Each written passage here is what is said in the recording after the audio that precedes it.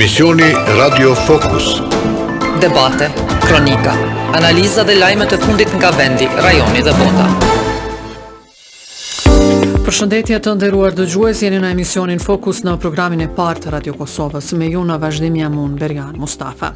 As në përpjekjen e 15 me radhë nuk u arrit të ketë konstituim të kuvendit në pikën kryesore, zgjedhjen e kreu të parlamentit, për shkak se nuk pati pajtim për një komision për votim të fshehtë. Përpjekja e radhës vazhdon të njëjtën, kur edhe presidentja e vendit Vjosa Osmani ka paralajmëruar se do të nisë një sër takimesh konsultative në përpjekje për të zhbllokuar konstituimin e institucioneve.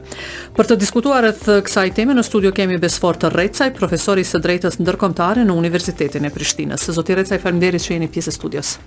Përshëndetje, faleminderit për ftesën, Berjana. Tentimi 15 ku vendi nuk u arrit të zhvillokojë, cili është komentin krejt këtë radhë?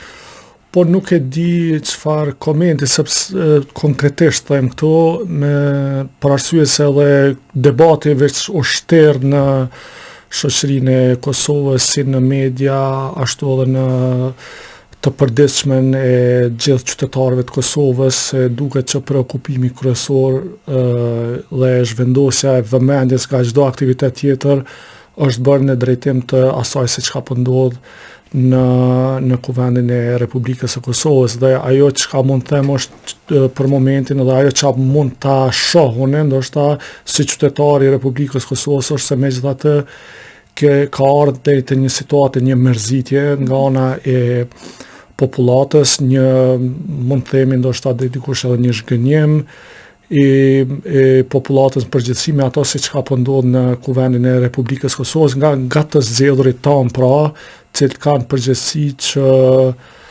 të ecin proceset përpara. Ne si Kosovë, pra, kemi shumë probleme si në aspektin e brendshëm ashtu edhe ndërkombëtar, dhe kemi jo probleme të thjeshta, po kemi probleme shumë të ndërlikuara, të cilat në fundamentin e saj shkojnë tek çështja e njohjes ndërkombëtare të Republikës së Kosovës, legitimitetit ndërkombëtar të Republikës së Kosovës, dhe një situatë e tillë as pak nuk na shkon për shtapt. Apo tregon kjo që Kosova ka ose apo shpërfaq një papjekuri politike të liderëve të Kosovës në këtë fazë, domethënë kur me të vërtetë ka zhvillime të rëndësishme shumë në sferën ndërkombëtare, edhe të merremi me një gjë që duket shumë e thjeshtë në parim. Kjo ide që s'po arrihet mes partive politike, si imazh, si sinjal, çka po dërgojmë?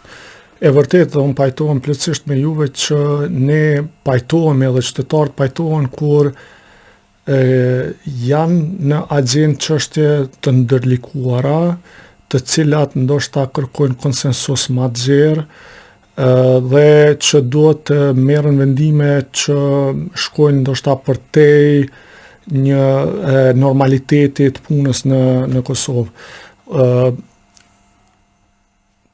Çështja si po duket tani, pra, është që kemi për çështje të thjeshta, nganjëherë edhe tepër procedurale, dhe kjo normalisht që na bën të mendojmë që edhe ndaj qytetarëve, po edhe ndaj miqve tanë, partnerëve ndërkombëtar, që me të vërtetë ne ende nuk e kemi arritur një prekuri politike për tejkalimin dhe për faktikisht domosdoshmërinë, për mirënjohjen e domosdoshmërisë së funksionimit të mirëfillt të një demokracie të mirëfillt, dhe një demokracie mirëfillt nënkupton, pra, bërjen e kompromiseve, gjetjen e zgjidhjeve të përbashkëta, dhe në këtë aspekt të mendojmë për qytetarët tonë, jo të mendojmë vetëm për pushtetet tona personale dhe pozitat tona personale, por në fundit duhet të vedisohemi që arsyeja pse jemi aty është sepse qytetari i Kosovës kërkon nga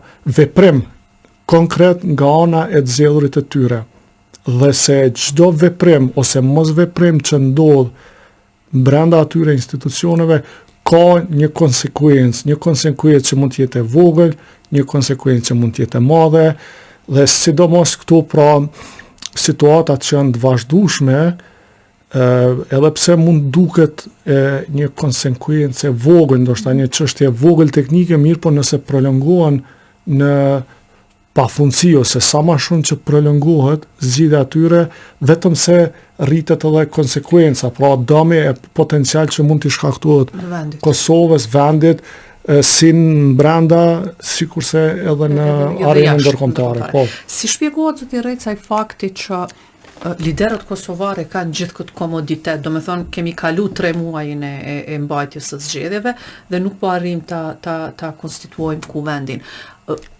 Pre nga ju buron gjithë ky komoditet?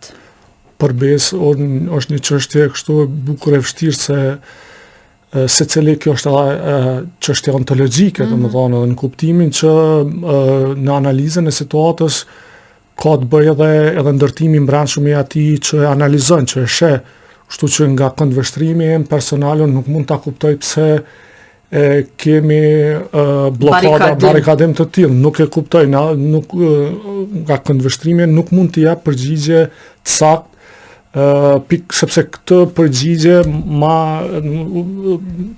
ndalon ai ndërtimi po social, jo po është ontologjik, domethënë se për mua është tepër e pakuptimshme kjo gjë. Për situatat që janë shumë thjeshta, shumë qarta dhe që mund të kalojnë shumë lehtë. Të njëjtën janë paralajmëruar takimet e presidentës e cila ka ftuar partitë politike në Kosovë, pjesa dërmuese e tyre kanë konfirmuar pjesëmarrjen. Realisht pritni që do të ketë një zgjidhje të paktën, ndoshta fillimi një dialogu që mund të jetë edhe më i gjatë, por që të paktën do të ofrohet një zgjidhje në fund të këtyre takimeve ose të këtij takimi.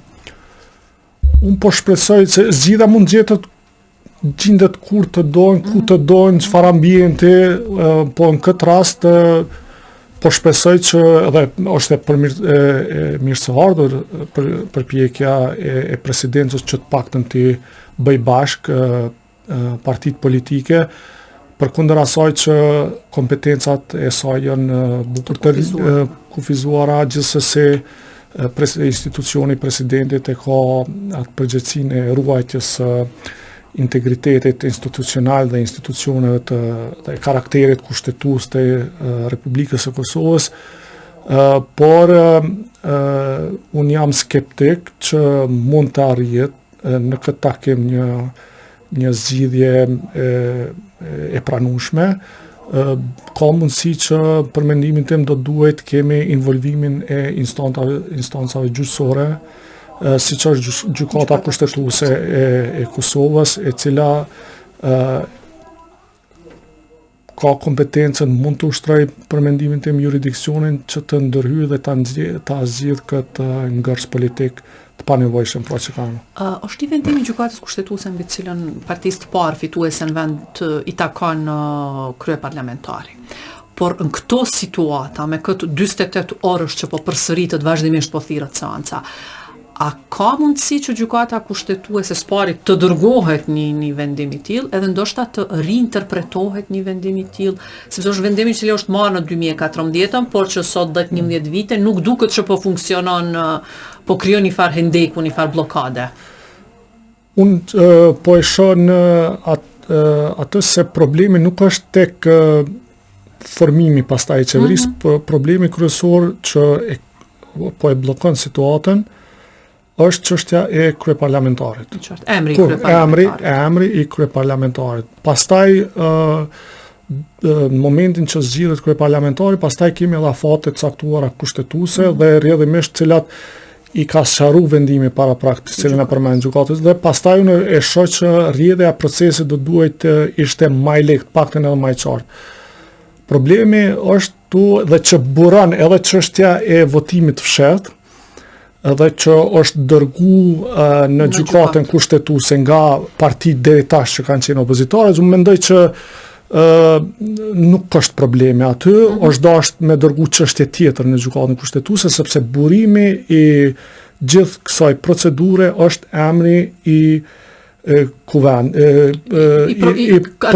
kandidatit për kryetar kuvend. Domethënë, dhe kjo është çështja që duhet të trajtohet në gjykatën kushtetuese. Do të thonë deri sa herë ka të drejtë partia fituese ta kandidojë të atë emër. Po, sepse kur zgjedhet kjo çështje, që për mua faktikisht është çështje e zgjidhur, sepse kushtetuta e Kosovës pra e përcakton që partia fituese që ka mas shumti mandate e propozon kryetarin e kuvendit, mirë po jo domosdoshmërisht tjetë me një emën i lidhur me një emën caktuar. Sipas Kushtetutës së Republikës së Kosovës, partia mund ta fituese pra mund ta propozoj cilin nga 48 deputet, po për më tepër cilin do nga 120 deputet. Do të thonë nuk mund të jetë vetëm i asaj partie, mund të jetë edhe i... Po, është vetëm propozues. Dhe ky është një lloj aktiviteti që pra e do një farë kompromisi për arsye të pozitës që në ka kuvendi dhe që e ka sjell këtë blokad në kuvendin e Republikës. Mirë po, ky është mendimi jam, ato që e thash, është ne si qumë një mendim doktrinar, interpretim doktrinar, por ajo çka do duhet vlen te këto, sepse unë mund të jem vetëm një nga ata që interpretojnë, nuk kam fuqi vendimarrëse, për më tepër një institucion gjyqësor se mund të mendoj diçka tjetër dhe ajo krejt është e qartë për mua, por ajo çka është e rëndësishme pastaj do të ishte cili është roli gjykatës kushtetuese në këtë aspekt, në kuptimin që kemi disa pengesa në juridiksionin, në ushtrimin e juridiksionin në rastet kur s'kemi vendim, sepse ne jemi duke ballafaqsuar me një situatë të mungesës së vendimit që buron nga kuvendi, i cili pastaj sipas Kushtetutës Kosovës mund të sfidohet nga 10 deputet në... Ka mundësi do me thënë që deputetët marrin një iniciativë të tillë për të dërguar gjykatë kushtetuese? Mendimi im pra në këtë kontekst pra është që kemi një zbrastir më shumë, një zbrastis se sa një ndalesë, sepse në Kushtetutën e Republikës së Kosovës mirë autorizon ose lejon ja jap jurisdiksion në rastet kur ka vendim, mirë po nuk e ndalon rastet kur s'ka vendim. Pra këtu ma mirë është interpretohet në kuptimin që kemi një hendek pra kushtetues, një vakum ligjor kushtetues. Edhe që ky vakum do duhet të interpretohej në interes të vlerave fundamentale të Kushtetutës dhe të shtetit të Kosovës, që ka të bëjë me sundimin e ligjit dhe sigurinë juridike që duhet të afroj ky gjykat dhe ky shtet ndaj zhvillimeve në shoqëri. Dhe në këtë aspekt, pra, unë mendoj që duke parë një blokad vazhdueshme, një pyetja dhe kërkesa që do duhet t'i dërgojë gjykatës kushtetuese ka të bëj pikërisht me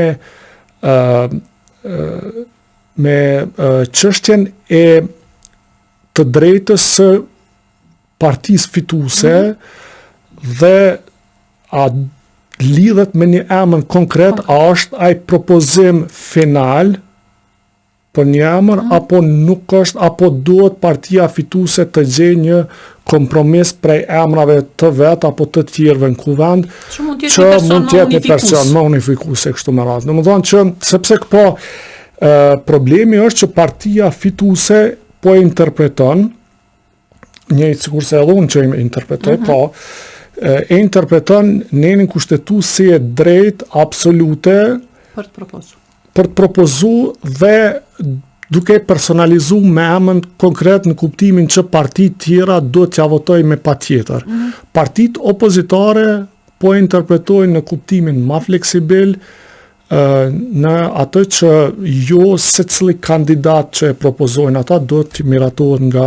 Kështu që në një situatë tillë duhet një interpretim dhe gjykata kushtetuese për shkak të kërkesave të sigurisë juridike, të sundimit të ligjit, të funksionimit të shtetit të së drejtës, t'i jap një një vendim të shpall që është, domethënë, edhe nëse s'ka vendim nga Kuvendi, ta deklaroj ato si sikur të ishte në aspektin e fiksionit juridik, pra sikur se të ishte një vendim, për shkak të interesave të drejtësisë dhe të jap një mendim dhe një akt gjykim të hyjë në meritat rastit dhe të jap në akt gjykim në akt gjykim, pra me arsyetimin se cilat janë të drejtat e partisë fituese, në këtë rast karshi emrit të kryeparlamentarit. Me një fjalë, gjykata kushtetuese duhet ta bëj të thjeshtë dhe të qartë,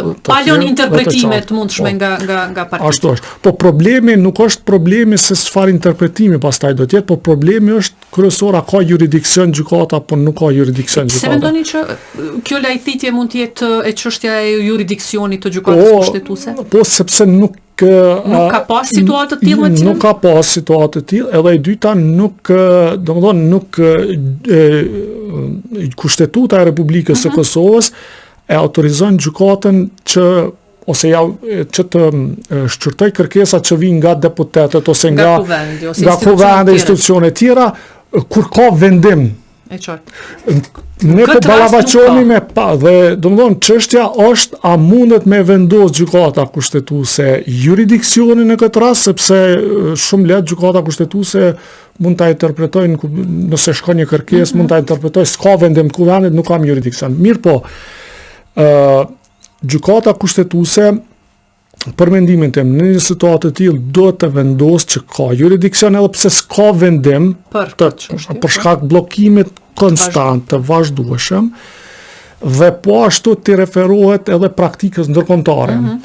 Ne kemi raste të ndryshme edhe nga praktikat e gjykatave evropiane, ndërkombëtare, vendore, nacionale, po edhe nga gjykatat evropiane dhe tjera ndërkombëtare. Për shembull, tek gjykata kushtetuese e Gjermanisë, tek gjykata në Indi, tek gjykata evropiane e drejtësisë, tek tribunali i përhershëm i ndërkombëtar për krimet në Jugosllavi, e gjitha këto kemi raste specifike në të cilat nuk janë identike, por logjika e interpretimit është e tillë, për shembull tek rasti i gjykatës evropiane të drejtësisë, pra që është institucioni i Bashkimit Evropian dhe që vepron sipas traktatit të Lisbonës, i ka kompetencat e limituara sa i përket politikës së jashtme të Bashkimit Evropian dhe përbashkët të jashtme dhe të sigurisë të Bashkimit Evropian. Nuk mund pra të interpretoj në asnjë mënyrë dhe nuk mund të shqyrtoj ka një limit që vjen për shkak të sovraniteteve të shtetit. Po, ashtu është. Mirë po, në rastet që ka të bëjë ose ngërthejnë të drejtat e njerëzit, edhe pse nuk shkruhet, nuk lejohet pra specifikisht në traktatin e Lisbonës që mund të shqyrtoj të drejtat e njerëzit edhe kur lidhen ato, për shembull, sidomos çështja e sanksioneve, për shembull, ai kam fjalën, për shembull, sepse sanksionet ose masat restriktive i targetojnë pa i shënjestor individ përkatës. Edhe rrjedhimisht ata duhet ta kenë të drejtën që të kenë një përgjigje, një arsyetim edhe drejtën e mbrojtjes. Po mbrojtjes së drejtave të veta të cilat i kanë dhe që garantohen me konventën për të drejtat e njerëzit. Dhe gjykata evropiane për drejtat e njerëzit, pra është një rast për shkak që ne e citojmë, është Rosneft case, rasti Rosneft, ku gjykata evropiane ka deklaruar që edhe pse traktati nuk e parasheh juridiksionin, pra Bashkimi Evropian është një organizat e cila është themeluar mbi themelet e sundimit ligjit, mbi shtetit të së drejtës, dhe ne nuk mund t'i lejmë individëve pa rrugdalje në rastet e çështjeve që lidhen me... Në njëjtën formulë duhet ta zbaton gjykata kjo është logjika, si janë logjike. Logjika e njëjtë e interpretimit është edhe në, domethënë edhe në raste të ndryshme në botë, pra edhe në gjykatat nacionale në Evropë dhe në botë, po edhe në gjykata ndërkombëtare, pra, sepse është interesi i drejtësisë, pra, është interesi i sigurisë juridike, është interesi publik i qytetarëve cilët e determinojnë Për të ofruar një zgjidhje për një çështje. Po, sepse këtu nuk kemi ndalesë specifike ne, që nuk guxon asnjëherë. Mire, kemi një autorizim për ndalesë, nuk po thot asgjë, por është një prej atyre rasteve tepër përjashtuese, në kuptimin që kjo njëherë sqarohet edhe ma mbetet e tillë, dhe rrjedhimisht duket që kjo do duhet të ishte një zgjidhje, sepse ne e pam që kemi, domthonë, qëndrime të prera që ne nuk do ta votojmë këtë emër. Nuk do ta votojmë, nuk do ta ndryshojmë. Ose nuk do ta votojmë. Problem, domthonë çështja është në një situatë të tillë, zoti Recaj, kur qytetarët e Kosovës kanë vendosur partinë vetvendosje si parti fituese në këto zgjedhje, por që nuk e ka mandatin e plot për të krijuar vetëm kuvendin dhe qeverinë. A do duhet ekzistonte edhe një bashkëbisedim edhe një kompromis politik si formulë për dalë nga situata e kësaj? Po gjithsesi, ne atë po themi, kompromisi tash A mund t'jetë emri, a mund t'jetë ne për momentin jemi të emri, apo të emri, dhe shiko, unë do ta kisha kuptuar më shumë vetvendosjen, në qovë se opozita ja refuzon një emën, 2 emën, 3 emën, 4 emën, atëherë gjithnjë më shumë faje, si të themi ashtu, do bie nga tabori tjetër. Do të bie në taborin tjetër, domethënë edhe se kompromise don këtë. Po, jep diçka për të marrë diçka. Edhe ekziston, vjen deri te një situatë e logjikshme që edhe ne si qytetarë ndoshta e kuptojmë njërën palë ose tjetrën më mirë. Po duket që për momentin është pak problem të... është mungesa e numrave për formimin e qeverisë, më shumë kjo si pretekst që pastaj emri i zonjës Haxhiut jetë vazhdimisht të paktën, po duket që nuk i ka numrat për kuvend dhe me gjast nuk i ka numrat as për formim të qeverisë. Po tash unë nuk nga aspekti pragmatik politik të shihet si tash ajo ne mund të hymi në spekulime, mirë po, domethënë ne jemi dëshmitar që partitë politike bëjnë kalkulime dhe afatgjate, pastaj kalkulohet çështja e presidentit, presidentes, gjithë këto çone, po besoj që gjitha këto janë në kalkulim, po se çka nuk mund të jep tash nuk spekulime. Unë, domethënë, ne po flasim sipas hapave që sipas zhvillimeve aktuale dhe në kuadër këtyre zhvillimeve aktuale cila mund të jetë zgjidhja eventuale. Lidhja Demokratike e Kosovës insiston që nuk do të votoj asnjë emër si propozim që do të vjen nga lëvizja vetvendosje. Përderisa Partia Demokratike e Kosovës dhe Aleanca kanë deklaruar që do të votojnë një emër tjetër. Tash, do të jetë kjo formula për dalë nga kjo zgjidhje që duhet ndoshta edhe të jetë si kompromis i partisë së zotit Kurti? Po, besoj që edhe qëndrimi i LDK-s ndoshta nuk është aq. Domethënë se pikërisht këto që apo e diskutojmë ne këtu nuk është korrekt, se do duhet të jetë një kandidat aty që sidoqoftë pastaj po pastaj nuk është problem, sepse votat janë, po me kandidat tjerë, votat janë dhe pastaj hymë në ato momentin që konstituohet pra kuvendi, hymë në atë çështjen e afateve, kështu ndoshta kemi një farë parashikueshmërie ma të mirë, një varrjedhje ngjarjeve më të qarta. Për herë të parë ndoshta është pa një farë ndërhyrje jo shumë ta quaja brutale e faktorit ndërkombëtar. Do të thonë ndoshta këto zgjedhje faktori ndërkombëtar ka nejtë më anash. Vetëm deri para pak ditësh kemi pasur një takim të zotit Kurti me vendet e Quintit dhe me përfaqësuesën e ambasadës amerikane në Kosovë. Për momentin nuk kemi ambasador në Kosovë. Dhe gjitha palët po kërkojnë krijimin e institucioneve të qëndrueshme të Kosovës. Si shpjegohet fakti, apo kjo po tregon që pa ndërhyrje të faktorit ndërkombëtar nuk po arrim t'i krijojmë vet, apo duhet të domosdoshme të jetë kjo plani? Po, është, ndoshta ne jemi mësuar pak me të huaj arsyetimin e vetvetes, me faktin që për hir të atij, për hir ty, jo, dhe ndoshta ka kriju një farë logjike të varësisë dhe të mungesës së udhëheqjes së një politike ma burimore, në kuptimin pra në burimore, po në kuptimin që ajo del nga vetvetja.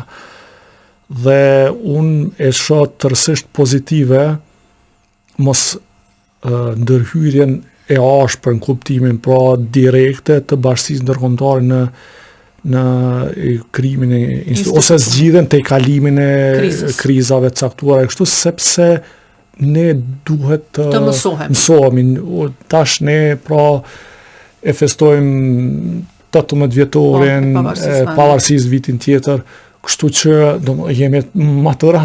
Po, e qartë, nuk është diçka që kemi proceset para zgjedhëresh po i kalon. Po, jemi edhe ne do duhet sepse i shërben, pastaj kemi llogaridhënie më të mirë nga qytetarët, sepse ndërhyrja nga tjerë pastaj pe arsyeton edhe politikanët që ndaj karshi qytetarëve votuesve të vetë që për shkak ajo ka ndërhy ai, edhe në raste caktuara po ju lëm një farë hapësirë dalse edhe arsyetimi, por dhe kështu nuk është se si duhet të funksionojë demokracia, sepse qytetarët e marrin bekimin, votën për qytetarëve dhe do t'ju japin 100% llogari qytetarëve për veprimet veta, jo për shkak se i ka imponu dikush, ose i ka thënë dikush, ose se s'kam pas mundësi tjetër për arsye madhore, kështu që edhe politikat madhore, edhe politikat minore, edhe politikat e mesme, qytetarë duhet politikat duhet të diskutojnë me qytetarët dhe duhet t'ju japin llogari qytetarëve, edhe për këtë ngërsh politik, sepse ambasadorët janë përfaqësues shtetet tyre, ata ju japin përgjegjësi vendeve të tyre, por qytetarët e Kosovës do të më japin përgjegjësi vetë deputetët. Kështu që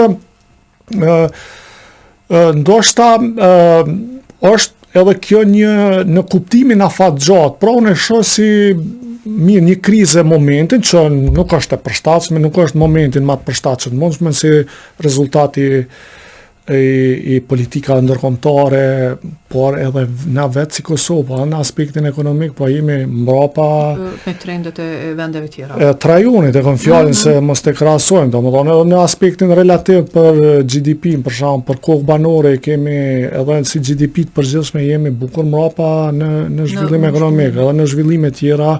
Plus që vazhdojmë të jemi në sanksione. Nuk është vetëm për këtë arsye, pra, ndoshta është edhe kjo një farë, sepse shteti kështu zhvillohen, demokracia kështu zhvillohen, me e rëndësishme në fundit, fundamentalisht, për mu është që me gjetë zgjidhje demokratike, në kuptimin që eventualisht me shfrytëzu edhe institucionet që i kemi edhe mi respektu vendimet si për shembull gjykata kushtetuese. Sakt, zgjidhja do të mund të vinte nga aspekti politik, po edhe kjo juridik. Juridik, që për politik po mduket që nuk ka, është shtërë me gjas. Është shtërë në qoftë se s'kemi një ndërhyrje prej jashtë. Do thonë një ndërhyrje më e fuqishme nga jashtë, ndoshta mund ta prodhojnë të zgjidhje politike që unë nuk jam favor të sajna. Unë personalisht, për arsye që nuk i shërben zhvillimit demokratik afatgjat në Republikën e Kosovës. Nuk tregon pjekuri politike. Ne do të gjejmë zgjidhje politike parimisht, jo zgjidhje më të shpejta, më të mira, më afatgjate, por edhe zgjidhje juridike, pra sepse Kosova pra që po ndërlidhe më herët o gjykata duhet t'i ofrojnë të gjitha mjetet qytetarët Kosovës, institucionet Kosovës për zgjidhjen e çfarëdo problemi që kanë. Jo me i lën pas zgjidhjes, guxon gjykata kushtetuese t'i lë pas zgjidhje problemet që sepse kemi dallim interpretime, mirë, për dikon është e qartë, për dikon nuk është e qartë. Por që gjykata kushtetuese duhet ta jep një vendim, një interpretim tjetër. Edhe për mendimin tim nuk mundet aq lehtë thotë që nuk mund ta vendosi jurisdiksionin në këtë aspekt, sepse se ka një autorizim ato specifik që më thotë që mundesh edhe këtë çështje, kështu që edhe krejt për kjo është ajo. Edhe pra në këtë aspekt po shfrytëzimi i rrugë ose politike ose juridike shfrytëzon në aspektin afatgjat, sepse ne kemi pas një blokad ka zgjat 1 muj, 2 muj, 3 muj, 4 muj, 5 muj, 1 vjet, por të paktën e kemi prodhu një zgjidhje autentike, burimore, që 2014 pastaj kemi pas një krizë të tillë, e cili po, pati zgjatë deri po. në dhjetor të atij viti. ajo ka zgjedh po diçka. Kjo do Kjo duhet do zgjedh duhet diçka. diçka dhe që tash në të ardhmen pastaj sepse ne e parashikojmë shtetin që është afatgjat, apo edhe 100 vjet, 200 vjet, 300 Do vjet. ofrohen zgjidhje Po afatgjate. dhe ofrohen zgjidhje Konform afatgjata. situatave me të cilat ballafaqohemi. Në kuptimin që ne pastaj nuk do ta kemi një problem gjajshëm, mund vjen probleme Tjera, por jo ky. E pastaj edhe kjo kultura e më e rëndësishme është kultura zhvillimi i kulturës demokratike dhe sundimit ligjit, pra, që ose kompromis politik ose juridik. Edhe për fund krejt, jeni optimist që takimi edhe një herë po I kthejmë takimeve të enjtës që do të zhvillohen me presidentën mes partive politike. Do të jetë një takim apo një seri takimesh që mund të kenë do të prodhojnë një rezultat konkret për dalë nga kjo krizë? Pat një konfuzion, une pak para se marrë këtu e pash një prononcim të njërit prej liderëve të partisë që thasim ka ardhë ftesa personalisht. Fatën Peci I listës Guxho. Po, edhe tash nuk e kam qartë, po le të provojnë individualisht, kolektivisht, ndoshta njerë individualisht, pastaj kolektivisht, është to janë mjetët cilat I ka zgjedh presidentja në vërtet, gjë tërësisht legjitime, edhe ndoshta për shkak të kësaj çndrimeve ekstreme, ndoshta presidentja e merr një hap më të matur, themi kështu, më të kujdesshëm. Një avokues apo? Avokues, po më I kujdesshëm kuptimin e trajtimit të situatës, që ndoshta individualisht, po them, apo se ndoshta nuk e ka menduar ato, fillimisht me I marrë në opinion, pastaj me një turist përbashkëtu se diçka e ngjashme, por është problem, nuk po problem që kemi zgjidhje shpejt politike në këtë drejtim. Zoti Reca, unë falenderoj shumë për kohën tuaj. S'ka përse, faleminderit për ftesën. Të nderuar dëgjues, jemi në emisionin Fokus, në fund të emisionit, me ju unë Berian Mustafa, në studio kishim Besfort Recaj, profesori të drejtës ndërkombëtare në Universitetin e Prishtinës. Dëgjojmë sërish në të njëjtën kohë.